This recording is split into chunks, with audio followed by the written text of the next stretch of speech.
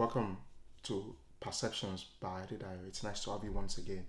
In our previous video, we talked about how to beat procrastination, and we dwelt majorly on what procrastination is, how to get from, how do you get yourself from the idea world into the reality world, and not just stay in the place of ideas and visions, but move into the place where you can begin to do the things you need to do.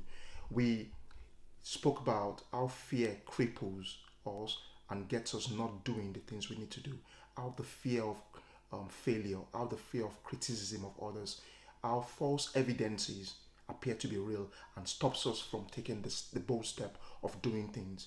We also looked at the fact that tomorrow never comes. We keep deferring things that needs to be done, and it keeps getting very, very close to the time it's needed, and thereby putting us in a place of suffering the consequences of delaying those activities that we should have done, and the impact it can have on our lives, on our relationships, on our finances, on our jobs or careers, and even on our health.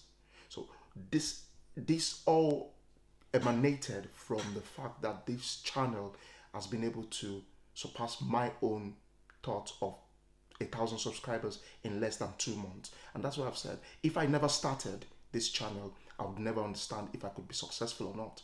So the fear could have crippled me from even starting. And as I said in the last video, I did not start with the best gadgets. I did not start with the best content. I felt it's time, and I took the step, and I learned as we were going on, and I'm still learning. So the fact that I know that starting moves me, nothing moves until it has that force, like Newton's law of motion that was stated in the first video. I had to push myself into the realm of doing to get out of thinking, because nobody knows what you're thinking until you start doing. The world celebrates doers, not just thinkers.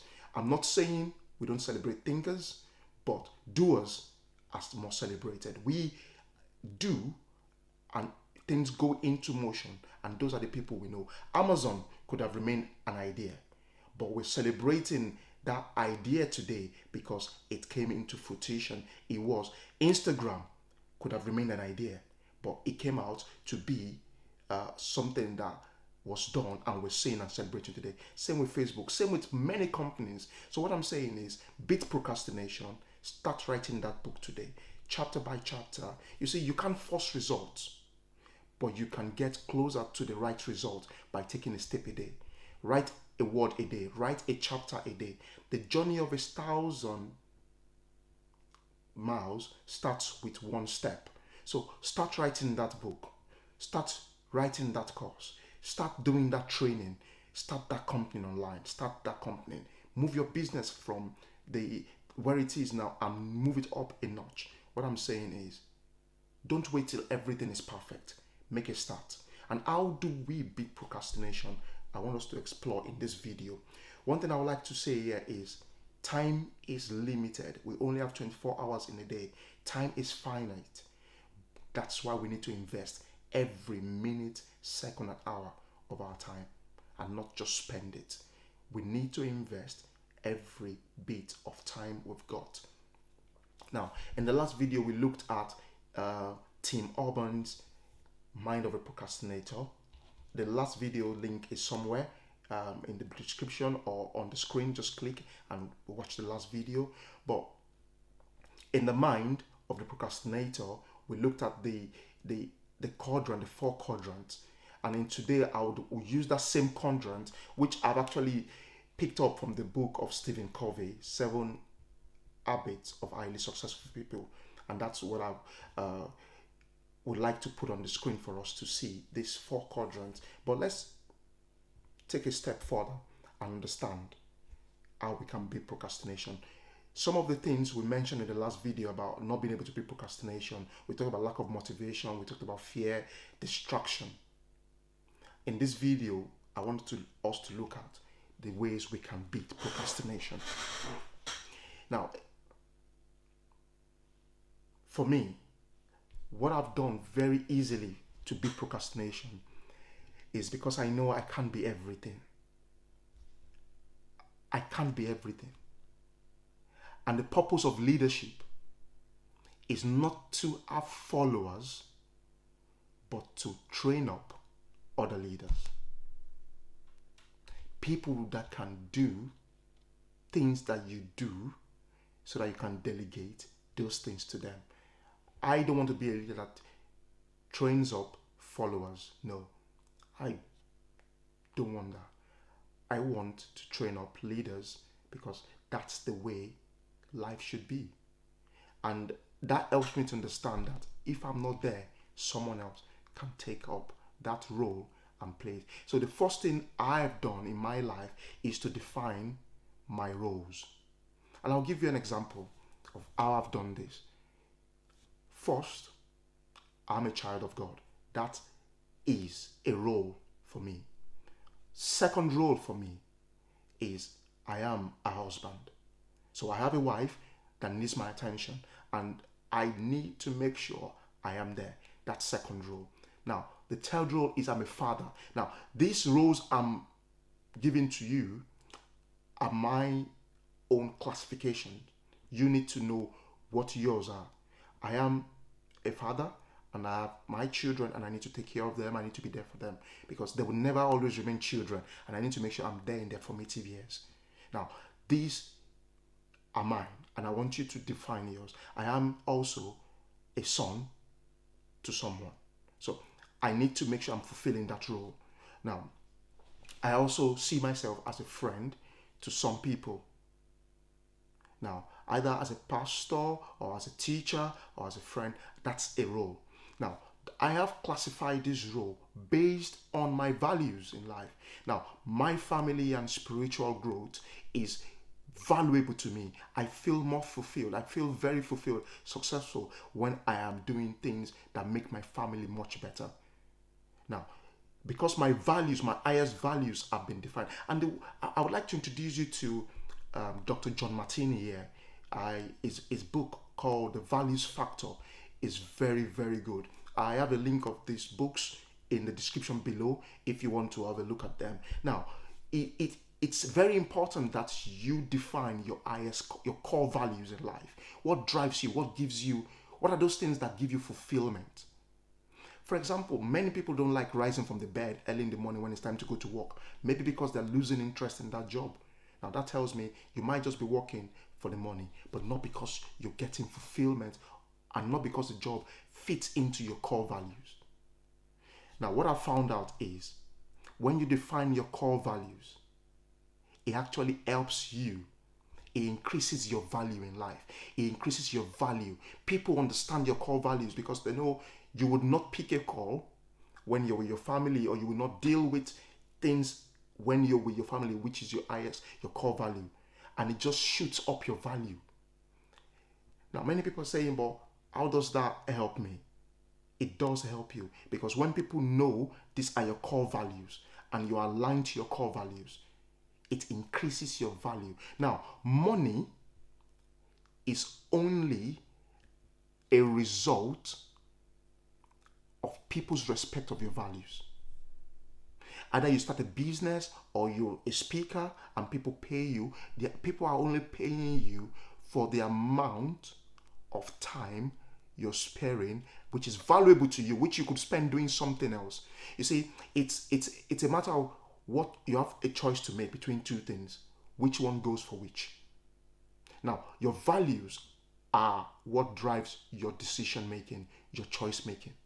When you define your core values and align your core values to your roles, which we've already defined, you can then be able to understand how to begin to beat procrastination.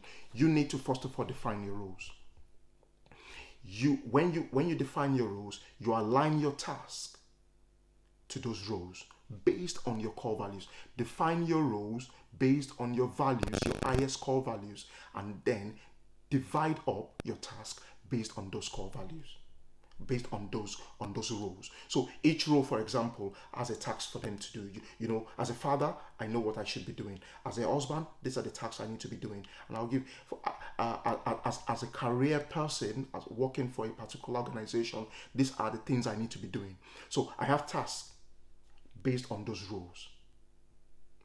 And based on those roles, I can now align those tasks to my values and make sure that I am finding fulfillment, motivation drives me in those areas. So 3 core things I want you to do today and I want you to understand today is define your roles. Divvy up all the tasks that you know that you should do based on those roles. And then begin to align those tasks, roles, to your core values. Make sure that they are aligned. Now, when you now look at this quadrant of the important and urgent, the important and not urgent, the not important but urgent, and then the not important and not urgent, you then begin to put those roles and tasks into those boxes. I'll give you an example. It is very important for me and urgent for me to make sure my children have the best education. Whatever I do needs to align to those things. I put that. No, I can't delegate. Now, anything I can delegate goes into quadrant 3 and 4, which are the not important, urgent, not important, and not urgent. If I can delegate it, I put it into those boxes. But anything I cannot delegate stays in quadrant 1 and 2. For example, I can't delegate being a father. I cannot delegate being a husband. And those things would not sway. And that helps me to balance my well-being, my mental being, my mental well-being. Because I know the things that drives me and I'm doing those things. Anything else I can delegate, I would oversee, be accountable, but I can delegate them. I don't know if that's making a bit of sense, but that's how I've been able to channel my life and myself. Because I can't be there for everybody. I can't be everything everybody wants me to be. I need to be able to put some values in place, some checks in place, and understand what I can do, what I can delegate. For example, it's not important. It's not important, but it's important but not urgent to plan. I need to put that planning. It's important but not urgent, because what I don't plan for will become very urgent very soon. So planning stays in that box. I can do what I would do to plan. Where I can't do much, I leverage on other people's strengths. So just to recap, you need to define your roles based on your highest core values. I'll refer you again to the book of Dr. John DeMartini, Values Factor, to help you understand how to identify your core values. Because when you identify your core values, it definitely helps you to be valuable. Now, I define my roles. I align my roles, my tasks to those roles, and make sure I do the things that are valuable, the things that align to my core values. And I split them up into these 4 quadrants. Anything I can delegate stays in quadrant 3 and 4. I retain my accountability on those things, but give the responsibility to someone else to do. And the things that align to my values, that give me fulfillment, I put them in quadrant 1 and 2, and I carry on doing those things. And it helps me to manage my time. It helps me to invest my time in the right things. It helps me to go invest in the right stocks, invest in the right vehicle, and to be able to carry on succeeding. I just want to touch on something here. Because your core values defined makes you valuable. Thank you for working with me through this whole process of trying to explain how to beat procrastination. I hope you've gained something. Just to recap all, make sure you understand what makes you procrastinate. When you do that, use this simple model of this quadrant to identify what your role is, what your tasks in those roles are, and then align each of them to your core values and see which ones are important to you and that you need to do, and which ones are important but not urgent that you need to do. Every other thing, your phone calls doesn't have to always be picked. You don't have to always be distracted. You can always be in control of your activities by defining your role, by aligning them with your task, and by setting them in accordance to your core values. Thank you for watching and see you soon. Bye.